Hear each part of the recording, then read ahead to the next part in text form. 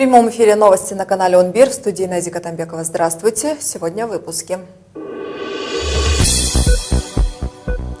Торговцы двух подземных переходов Бишкека вышли сегодня на митинг к Белому дому. Продавцы требуют оставить им рабочие места после реконструкции проходов. 19-летняя Малала Юсуфзай стала самой молодой посланницей мира ООН. Пакистанская правозащитница пообещала, как и раньше, уделять особое внимание вопросу образования девочек. И в Бишкеке сегодня состоялась презентация фильма «Портрет без багета». Картина повествует о жизни первого кыргызского фотокорреспондента.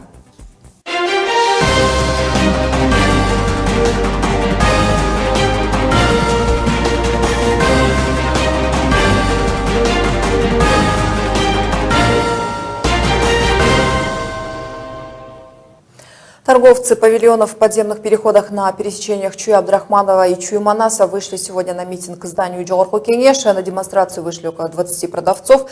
Начался митинг у здания мэрии, а затем перешел к Белому дому. Люди требуют, чтобы после ремонта подземных переходов им оставили рабочие места. Напомню, после капитального ремонта подземных ходов муниципалитет планировал демонтировать все торговые павильоны и установить новые, количество мест которых будет ограничено. Люди утверждают, что почти у всех из них есть кредиты, которые им нужно будет выплатить, и даже согласны сами оплатить ремонт, лишь бы получить возможность работать на своих прежних местах. Чтобы наш вопрос решился в нашу пользу, в пользу частных предпринимателей, оставить рабочие места. Мы же налогоплательщики, мы платим за землю. Одна только подземка в месяц выделяет 100 тысяч сомов, вторая подземка 130 тысяч сомов. Это в год мы 3 миллиона в пользу бюджета. Мы даже согласны, пусть удваивает эти цены. Мы даже согласны за то, чтобы мы помогли городу, чтобы эти деньги в другую как-то пользу. Наши люди даже согласны 50 на 50. Мы даже согласны сами ремонт делать, наши люди.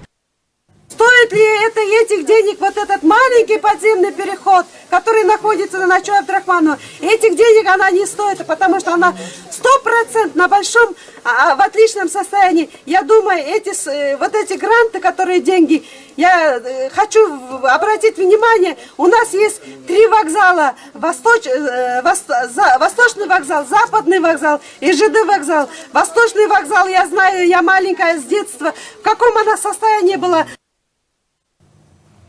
После того, как люди вышли к зданию Джохорку Кенеша, им все-таки позвонили из мэрии и назначили встречу.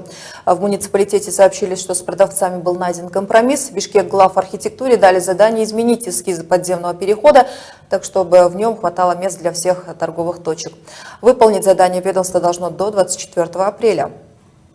Мы прорабатываем проект реконструкции подземных переходов в сторону увеличения торговых квадратных площадей, В свою очередь, торговцы обязались создать свою, скажем так, компанию. Это, там прозвучала управляющая компания, которая возьмет все вопросы по распределению торговых мест, допустим, вопросы по содержанию, вопросы по арендной плате и так далее. И этот вопрос будет обсуждаться в последующих встречах.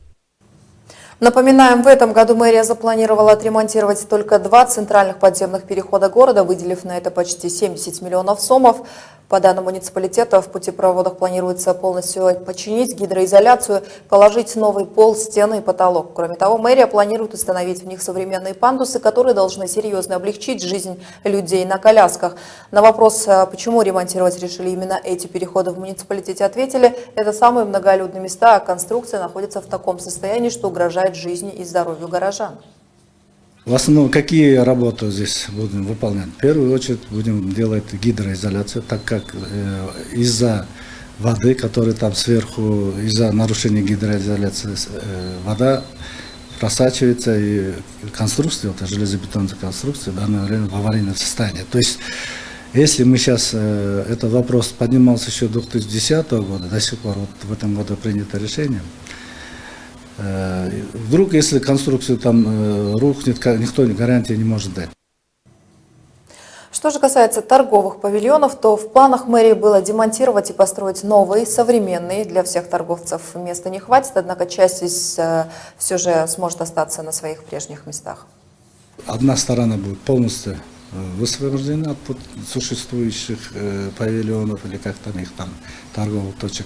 И только одна сторона, внутренняя часть, будет там будут установлены как бы не павильон, а вот сейчас вот бутики. То есть она закрывается, заходишь там как цивилизованно и выходишь. Вот так вот проектом так предусмотрено. Сами продавцы согласны с тем, что ремонт подземных переходов необходим, но вот с новыми эскизами бутиков они не согласны. Мы будем следить за решением этой проблемы. К другим темам. По данным международного рейтинга в сфере туризма, Кыргызстан проигрывает Казахстану и Таджикистану. Список стран, наиболее приспособленных к посещению иностранцами, опубликовал Всемирный экономический форум. По данным доклада, с прошлого года Кыргызстан продвинулся вверх всего на одну строчку. Если в 2016-м наша страна занимала 116 место, то в этом году стала 115. Россия в этом списке оказалась на 43-м месте из 136. Казахстан на 81-м обогнал нашу страну и Таджикистан. Страна заняла в этом году 107 место, при том, что в 2015 стояла на 119 позиции. Отмечу, при составлении рейтинга эксперты учитывали в первую очередь ситуацию безопасности в государстве, конкурентоспособность цен и открытость страны на международной арене. Кроме того, специалисты смотрели на экологическую защищенность региона и на то, насколько государство уделяет внимание культурному наследию города. Пакистанская правозащитница и лауреат Нобелевской премии мира Малала Юсуфзай стала самым молодым в истории посланницей мира ООН. Генеральный секретарь организации Антонио Гутерриш назвал девушку не только героиней, но и преданным и великодушным человеком. В своей ответной речи 19-летняя Малала пообещала уделять особое внимание образованию девочек. Напомню, известность Малала получила в 11 лет, когда стала вести свою собственную колонку для издания BBC, в котором рассказывала о жизни при талибах. Девочка писала о том, что в ее стране закрываются школы для девочек, и ребенка это сильно беспокоило. В 2009 году талибы были изгнаны из этих мест, однако продолжали угрожать Малале и ее семье. Из-за кампании в поддержку пакистанских девочек в 2015 году экстремисты совершили нападение на Малалу, выстрелив ей в голову. Однако девушка не умерла и после операции осталась жить в Великобритании. В Намангане накануне начались переговоры правительственных групп Кыргызстана и Узбекистана по вопросам делимитации и демаркации границ. Закончатся встречи через 10 дней, 20 апреля. Подобные переговоры проходят на ежемесячной основе. Обе стороны, как отмечается, заинтересованы в скорейшем решении вопроса с описанием границ. За ускорение этого процесса ранее также высказывались и президенты обеих стран.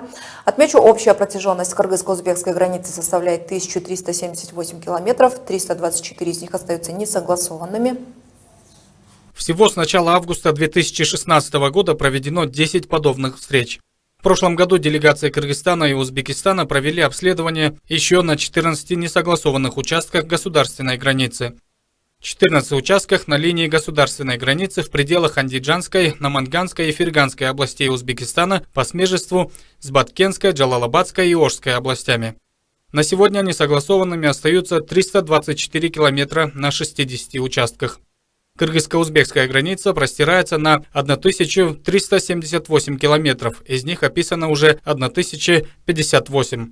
Узбекистан пользуется картами 1924-27 годов, а Кыргызстан 1956-58 годов. Но Узбекистан предлагает составить проект соглашения государственной границы только по участкам протяженностью 701 километр.